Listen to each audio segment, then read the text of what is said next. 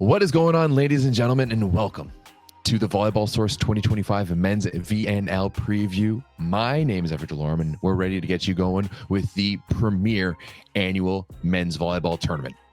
My name is Rob St. Clair. This is a big one. First tournament of the entire 2025 to 2028 Olympic cycle. Everett, take it away to let the people know how this tournament works this year.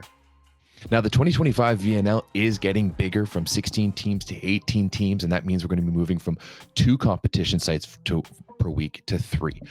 Every team is going to be competing from Wednesday to Sunday, with each team playing 4 matches per week. And as always, there will be 3 weeks of competition, but this year we're going to have an extra week off between June 30th and July 6th, where no men or women will be competing. As always, the playoffs will be 7 teams, with the host team getting that 8th and final spot. And also, big thing to remember too, no Challenger Cup in 2025, and that means that the highest ranked team at the world rankings will get their spot in the VNL for 2026. The 18 teams that are competing in the 2025 Volleyball Nations League have been split into 3 groups of 6 teams each. Each team in the VNL will play exactly 4 opponents from each of the 3 groups, no matter what. That's the way that the FIVB is achieving some competitive balance with who you play and who you don't. The teams are as follows. In Group 1, you have Poland, Japan, Italy, France, Slovenia, and the United States. In Group 2, Brazil, Argentina, Canada, Serbia, Germany, and Cuba. And rounding it out in Group 3, the Netherlands, Ukraine, Iran, Türkiye, Bulgaria, and the VNL Finals hosts China. As always, we'll have 3 weeks of competition. Week 1 will be going down in Quebec City, Canada, Rio de Janeiro, Brazil, and Xi'an, China. Week number 2 will be gracing the shores of Burgas, Bulgaria, Chicago, Illinois, and Belgrade, Serbia. And finally, week number 3 will be heading to Gdansk, Poland, Ljubljana, Slovenia, and Chiba, Japan, with the finals heading over to Ningbo, China. As far as VNL rosters are concerned, before the tournament, every national federation names a long list of up to 30 athletes, from which the team can select 14 athletes per week to travel and compete to that week's VNL site. This also includes 4 alternate players who can swap in case of injury or any other substitution during the week. And while the long lists of players are the players that can compete in VNL, it doesn't necessarily mean that they will. Roster strategy will be a big part of how we follow teams this summer. Now, 2025 is the first year of a new Olympic cycle, gearing up to LA 2028. And now this means that we're going to see a lot of different moves from teams. This is the best year for veteran players who play a lot of minutes, play a lot of volleyball, to take a little bit of time off and get away. And it's a chance for some coaches to try out some new young talent. So we're definitely going to be seeing some different lineups, some different gameplay from different teams as they figure out what their team and style is going to look like heading towards the 2028 Olympics. Yeah, it's absolutely right. With everything being geared in the 4-year cycle and the calendar kind of changing this quad, plus we now get that like true first year of the quad that we didn't get last cycle because of the COVID pandemic. A lot of things are going to be new, including, Everett, incredibly, 9 new head coaches, literally half the field under new leadership. It's insane. Absolutely. And now 2025 is now World Championship year. Yes, we now have World Championships every 2 years, and they're much bigger, but gearing up for the end of this year, VNL is going to be important as the World Championships go down in the Philippines. And with those World Championships going down later on, the pools are already set, but everybody still in the back of their minds has the world ranking system very much as part of the emphasis on how they're gearing up to position themselves to maybe qualify for the Olympics. Things are going to be really, really dynamic this summer with the formula changing everybody's point values based on your ranking, your opponent's ranking, and the result of the match. There can be a lot of movement, especially with some upset-minded teams trying to take some matches off of some normally elite established teams who might be giving some starters some rest. So definitely something we'll be following along with is how much movement there is in the world ranking picture. As always, you can watch all these matches on VBTV or your local service provider. I know in Canada, they're all going to be featured on cbcsports.ca for free, so you'll have to check that out. We'll be doing the 9x9 every Tuesday, so make sure you tune in every Tuesday for the events that we're going to be there. We're also going to be doing live updates and interviews as per usual. And if you want to follow that, here's our socials: Volleyball Source 2.0 on YouTube, Volleyball Source 2.0 on Instagram, the 9x9 on Instagram, and of course, the best place to follow all of this, the Volleyball Source Discord.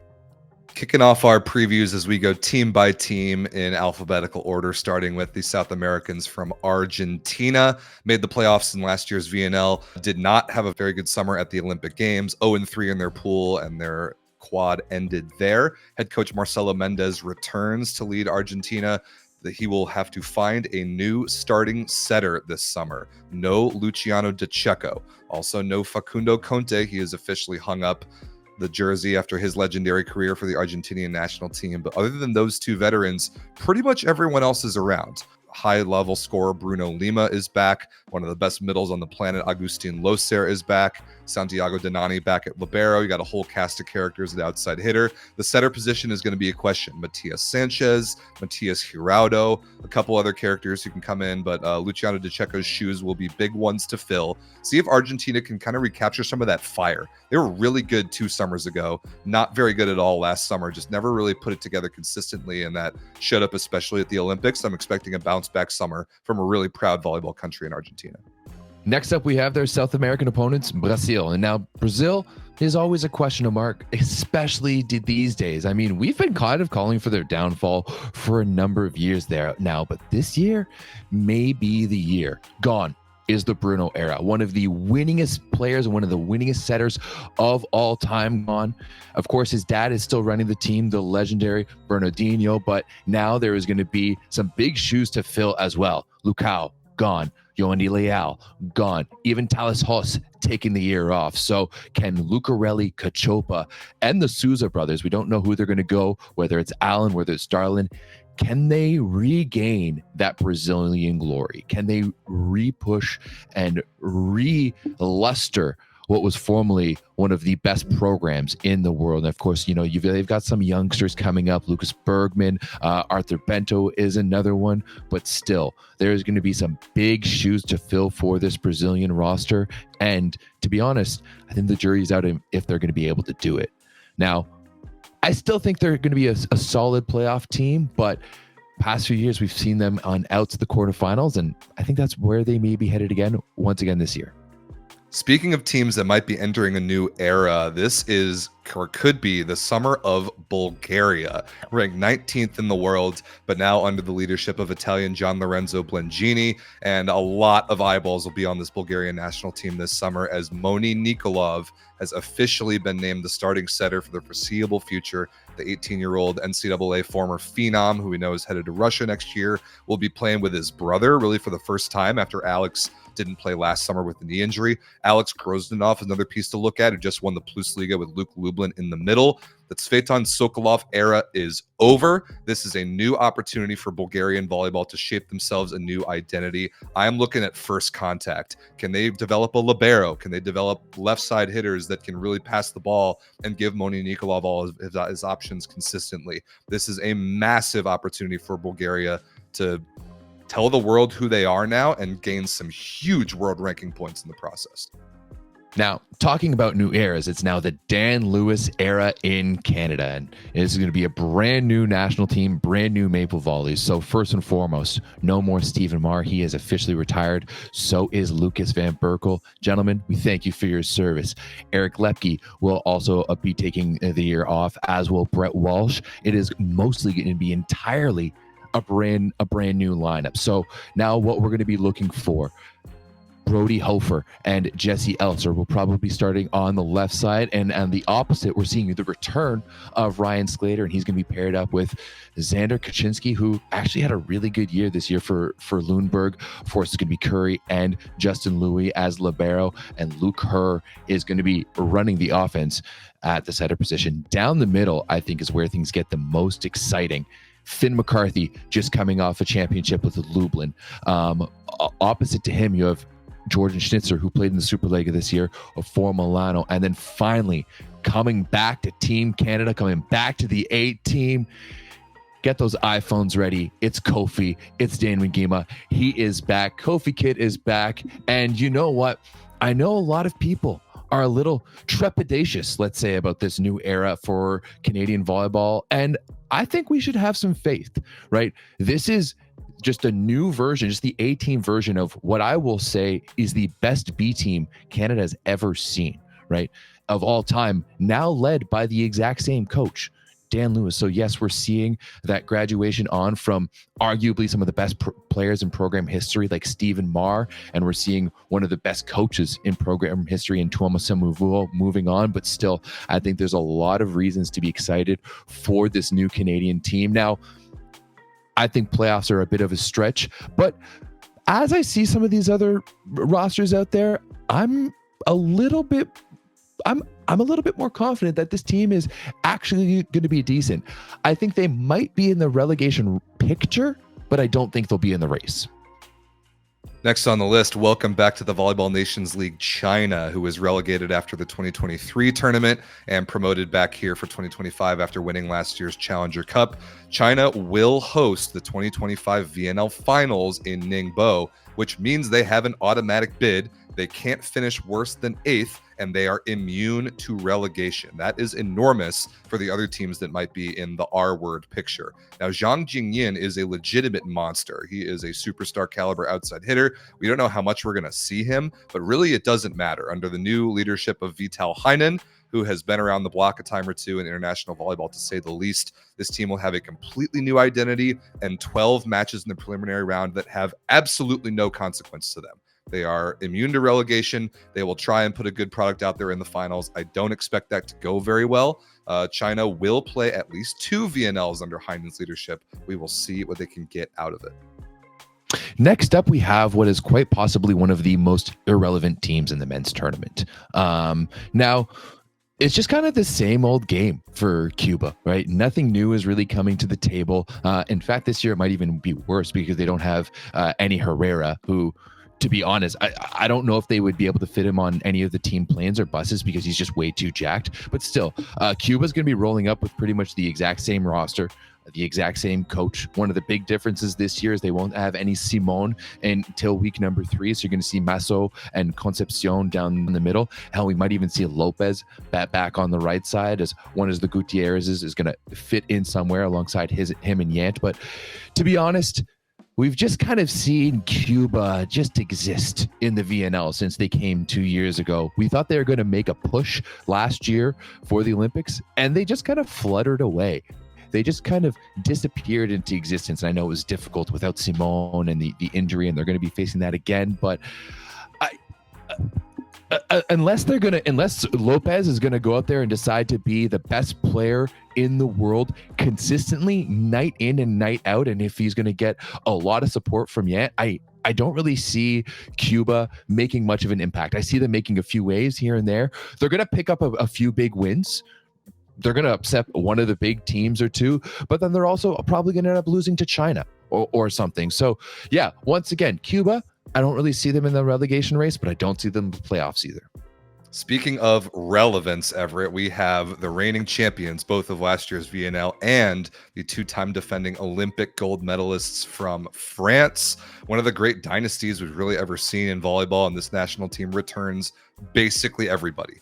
Kevin Tilley's dealt with a couple of injuries. He's going to take the summer off. Stéphane Boyer, similar deal. They're not bringing in Ilir Heno from the NCAA. They are bringing in his younger brother, Matisse. But Coach Andrea Gianni has 11 of his 12 Olympic gold medalists from last year. France is a favorite to win any event that they touch, especially if they decide that it matters to them. I think between the ears is the biggest battle for France because their talent, their experience, their ability to play to the moment is undeniable. This team is electrifying to watch. It would not surprise me at all to see them on top of the podium again this year.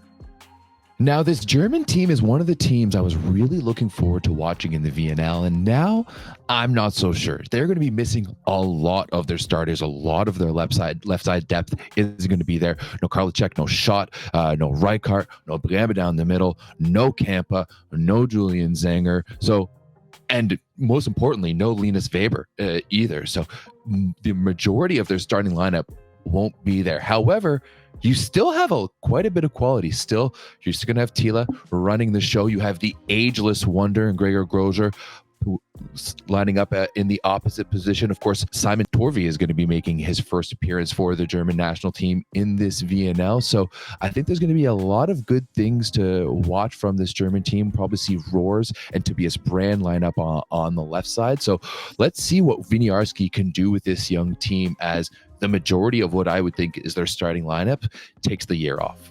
Next on the list, we have the Islamic Republic of Iran. Not a good VNL last year. Not a good last couple of years for Iran. Multiple very early and unexpected coaching departures.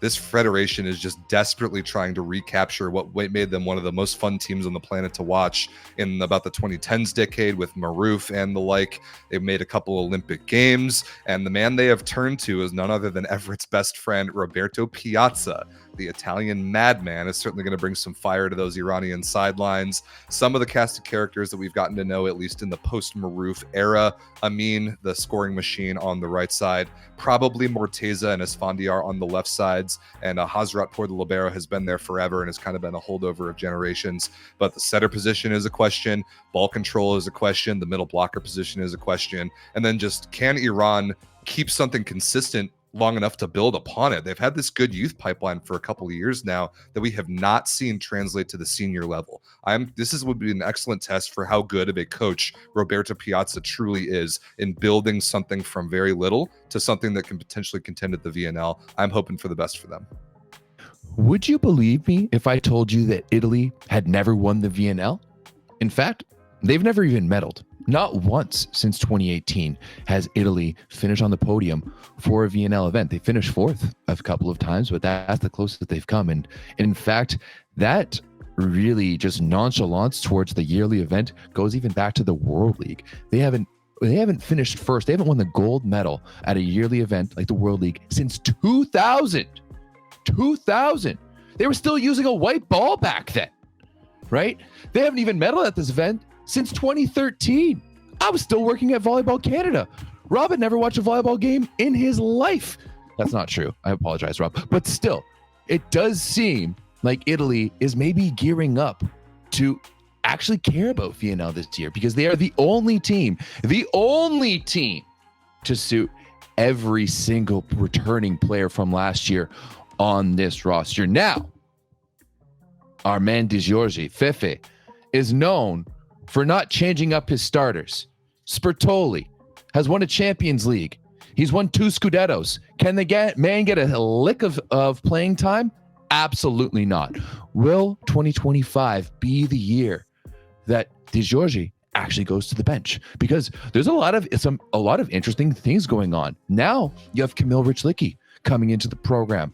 A little bit of depth on the right side. Bovalenta coming up, Romano there, and Richlicki. What's going to happen? As I talked about many times in the 9x9 this year, I think Botolo is better than Lavia. Is he going to get his shot at P2 in the setter position? Can we give Gianelli a break already, please? He's won the Scudetto. He's won his Champions League. He's done everything else. Can we just give him a little bit of time off so he doesn't crash out at the Olympics once again? You have Spiccioli. You have Bonifonte. You have Porro. You have so many talented guys. Use them, please. Please. I beg of you. Now, I want to see Italy go all out. I want to see them bring the guys. I want to see them bring the roster. And I want to see them go for gold. Mostly because I want to see Micheletto win another championship. But regardless, it doesn't matter who they're putting out there. If it's the A team or the B team, Italy should always be looking towards the podium, especially at an event they haven't won since 2000. All right, Haikyuu fans, relax. You've waited long enough. It's time to talk about Japan. Now, Japan, their biggest change for this Olympic cycle is bringing in a legendary head coach, Olympic champion Laurent Tilly, who's coached Osaka Blue Dion in the SV League this year. He has most of the Japanese team that we know and many of us love, with the notable exception of Masahiro Sakita. The starting setter is going to be out this summer dealing with an ankle injury. Also, Kentaro Takahashi, the third middle blocker, announced his retirement, but they've got just about everyone else. Yuji Nishida is on the preliminary roster. I'm not sure how much we'll see of him versus Kento Miyaura at the opposite position. Yuki Ishikawa and Ron Takahashi are back. Laurent Tilly, now having been in the SV League, knows the Japanese depth of program pretty well. This is an opportunity for Japan to get some new guys in the mix and create a little bit of depth that program maybe hasn't had the last 1 or 2 Olympic cycles. But I'm really curious to see, because Japan really used to be a bit of an afterthought internationally, and now they are legitimately scary. I mean, silver medal at last year's VNL, and that was not a fluke. This team is seriously good. Can Laurent Tilly's Olympic experience with France be enough to give them that last 5 or 10% of excellence to take them from a scary team to a consistent podium team? Maybe this VNL will tell us. Now we have a team that I secretly think is a little bit on the chopping block. Now, it has been the Namir Abdelaziz era in the Netherlands for a long time, and that seems to be done because he is on the long list, but he has already said that he will not be playing for this team. Also out is the other Dutch scoring machine in Wouter Termat. So they're going to have to turn to Michiel Ayi from Gießen this year to really put some points up for them. On top of all this, they're losing their Italian maestro and my best friend and Halloween impersonator, Roberto Piazza, to Iran. So there is going to be some massive shoes for Joel Banks to fill. And now, I, for one, am actually kind of happy I don't have to see the Dutch play in person this year. It seems like every year they've come to Canada for VNL. And now that Piazza and Namir are out there, I'm really not that interested in watching them. And as I said before, I think that this team is very much on the chopping block. This team used to give, like 60% of their offense, maybe more, to Namir. What are they going to do now? Who's going to yell at them now? Right? I don't know who this team is without Namir. I've been watching Namir play for this team since 2013. Back when Rob didn't even watch volleyball. So, yeah, I very much think that the Netherlands are on the chopping block this year. Up next, we have the white and red of Poland, the #1 ranked team in the world. Normally, you can expect Poland to practically play every event they play in at home. They do get to play in Gdansk in week 3, but they'll have to go on the road for the finals for the first time in what feels like forever. I will not apologize to Poland for that. Nikola Grbic has called a very interesting long roster for this summer. It includes many of the superstars we expect. Basically, all of their ridiculously deep group of outside hitters is on this roster. Wilfredo Leon, who is playing like one of the best players of all time right now. Tomasz Fornal, Śliwka, Semeniuk, Bednarz, the whole group is pretty much in the mix. Bartosz Kurek, kind of surprisingly, is on this roster. Norbert Huber and Kuba Kochanowski are on this roster. Jan Firle and Marcin Komenda are the 2 biggest name setters. That will be the one position I really have my eye on. Marcin Janusz is going to get or at least the VNL off, as he well deserves. He was one of the best players in the Plusliga for Zaksa this season. So who is going to be running the show? That's one of my biggest questions for Nikola Grbić's team. He once was one of the best setters on the planet, so I trust him to develop some good talent at that position. Also, no Pavel Zatorsky, no Mateusz Bieniek in the middle. He's dealing with some injuries, and surprisingly, just choosing not to call either of Zawiercie's stars, Bartosz Kfolek or Karol Butryn, this summer. Any tournament Poland touches, they have a chance to win. Their depth is completely ridiculous. They're #1 in the world for a reason, and they have enough options to go to in many different configurations and still play at a really high level and have a lot of success. They have had success in VNL before. The support from their country is pretty immeasurable. They've practically got 2 home weekends because all the Polish people in my home city of Chicago are going to pack that arena every time that they play here. So I expect good things from Poland. They very well could win this tournament. Wouldn't surprise me at all. One of the themes of this video is moving on from eras, and we are moving on from a big one in Serbia. Gone, Marko Podaschanin, Rosko Vasevic, Alexander Atanasievich, and in with the new generation, including a young and snazzy Luka Stankovic. Now, he might not see the roster at all, but he's on the long roster. So maybe we have a Daddy 2.0 in the making. But still, I don't think this Serbian team is going to be terrible. Drazen Lubric is going to be on this roster, and we know he is a point scoring machine. Pavel Peric and Miran Kujundžić have both had a fantastic season with Skra Belchetov. So I think that this team, now newly run by Georgi Gretu, is actually going to be decent. Will they be up to the former glory of the Serbian national team? Will we be going back to 2019 when they're winning a world championships? I don't think so. Or sorry, European championships. I apologize. I don't think so. But regardless, I think this Serbian team will be decent, and I think they might compete for the playoffs.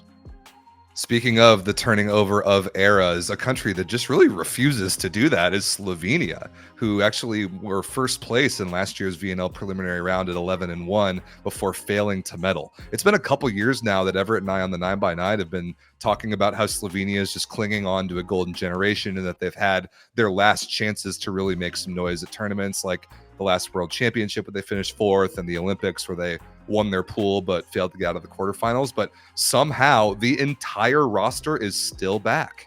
They haven't left off anybody, at least from the long list. Even old man Dejan Vincic is still included at the setter position. What they do have new is a coach. Fabio Soli, the Italian who brought Trentino to 2 Scudettos and a Champions League in the last couple years, is running the show for Slovenia this year. I really would like to see this team be intentional about getting younger. They have one of the great young superstars in all of volleyball in Rok Mozic, who has barely seen the court for the national team the last couple of years because of that older generation that I talked about. Another guy to keep an eye out for is Nick Mujanovic, who played a little bit in Italy, then went to the French league and was the leading scorer in all of the LNV at the opposite position. That could be the heir apparent Tonček Stern, who I would like to see get some run this summer. So I'm looking forward to see what Fabio Soli can do with this team. He knows how to win, and that's kind of the one thing that Slovenia hasn't done. They've gone deep into a bunch of tournaments, but they haven't won one. They haven't had that one magical moment. Maybe while they still got the whole group, maybe this could be the year. And now we have Türkiye, and I think Türkiye, coming into their second year of the VNL, is actually a team that's kind of ready to blossom quite a bit. When you look at the talent that this roster actually has, and I mean, Efe Montaracha was fantastic this year for Piacenza. You still have Adis Lagumzia, his brother Mirza. Gurbuz is coming up as a big lefty that they can have in the opposite position, so you have 2 different looks there. I think Yeni Pazar might be one of the more underrated setters in the world. What he was able to do with Ziraat Bank this year shouldn't go unnoticed. And they do have a new coach, Umut Çakır. And I think this is a team that is ready to make a bit of a run. I think they have the depth, and because of the women, there's a really good energy right now in Turkish volleyball. And I think that this team is primed and ready to maybe make a run at the playoffs. With a year of a VNL under their belt, some surprising and promising prospects coming up, who knows? The sky could be the limit for this team. And now we have a team who is in serious chances of relegation, Ukraine. And now Ukraine is coming back to the VNL for the very first time, but, and a big but, without their superstar, Oleg Plotnitsky. He has decided that he does not want anything to do with this federation and nothing to do with this team, and he will not be on this roster. So without him, chances are looking a little thin. They do have a little bit of talent to look at. Vasil Tupci, of course, who's always a big player in the Plus Liga. Yuri Semeniuk as well is one of the best blockers in the world, but still, you're going to have to think that Coach Lozano has a really long road ahead of them. Can they squeak out wins when they need to? We know that Tupci can pop off at any point, and we know that Semeniuk is a hardened battle veteran who knows how to make long runs in competitions, but still, it is going to be a long, hard road for Ukraine without their big superstar, and they have to be right there in the middle of the relegation race. Last but never the least, my beloved United States of America in the beginning of a new era, the Karchkirai era. One of the greatest, if not the greatest players of all time, has come over from the women's side to coach the men for this Olympic cycle that will culminate hosting the Olympics in Los Angeles. And that's the thing to keep in mind here for the United States, the perspective that we already have the end of the Olympic cycle in sight. We are already qualified for LA. We already know where our seed is for our LA. This team has a longer runway and a longer leash to play around and develop and get youth in and take time, more so than any other team in the world because of hosting the Olympics. And you can tell this by the roster that Karch has selected, at least to compete in VNL. Only 4 Olympians: Eric Shoji, Micah Maa, Jeff Jendrick, and Kyle Ensing. Everybody else is taking off at least this VNL, if not the entire summer. Now, we're going to play at home in Chicago against good competition. We're going to go down to Rio and get kind of the easier part of our schedule in week 1. So it's going to be important for us to pick up a couple of wins down there with a very, very young group. But my message to American fans is the same as it was for the women. Be patient in terms of results. Let this team have the runway that it has, because we're pre-qualified for the Olympics. Let them make mistakes, let them learn, let the coaches and the players figure it out, and support them along the way, including putting your butts in seats in my home city of Chicago, where you will see us. Now, similar to the women, there's not many storylines to kind of go on with a brand new quad and new teams all around. It is going to be a bit of wait and see kind of what we're going to see. However, I do think that some of the new talent coming onto the scene is really exciting. We've seen how Moni Nikolov has really taken the United States by storm in a different way. And guys like Kofi Kid from Canada to have massive social followings. Let's see if these guys can inject a little bit of interest from somewhere other than Asia into the VNL. It's a great question. Yeah, the first VNL of a quad is a good one for new things, new players, new superstars, new teams to kind of make some moves, and it makes it really unpredictable. The thing I've got my eye on the most closely, honestly, Everett, is the relegation race. Because I love a relegation race. You know me, I love a relegation race, and so China isn't. Who cares? China is immune. That is a big part of it, and maybe part of why I'm interested in a relegation race is because I'm a little bit concerned about my team for maybe the first time. But like Netherlands and Ukraine, I think have to. Yeah, fair enough, right? I think Netherlands and Ukraine have to be pretty leading contenders for relegation, at least at the moment. And like how close can some teams come to playing the roster game without that potential penalty of relegation? That's definitely one thing I have my eye on, but this is a hard tournament to predict. Everett, we're going to do a video where we try and predict 1 through 18, how teams are going to finish. I'm real curious to see how that holds up. Probably not very well. No, probably not, but hey, we'll take a stab at it regardless. So this is where you all should be to follow along with VNL all summer here on Volleyball Source 2.0. Like Everett said in the intro, live shows 9x9 every Tuesday. We'll be on site at several events. The Volleyball Source Get Discord server link is in the description. Is a great spot. And definitely hit us up if you happen to be anywhere. Everett, where are you going to be? I'm going to be in Ottawa, in Quebec City, and in Chicago. So make sure you reach out. Of course, as always, join the Discord. If you have any questions for us or players or coaches, whoever it is, make sure you drop us a line, whether it's here, whether it's on Discord. Heck, you can even reach me on Reddit, u/EverettVS. So cool. Make sure you hit us up somewhere on the socialverse and jump on board now, because this is going to be a crazy 4 years, and this VNL is what's kicking it all off.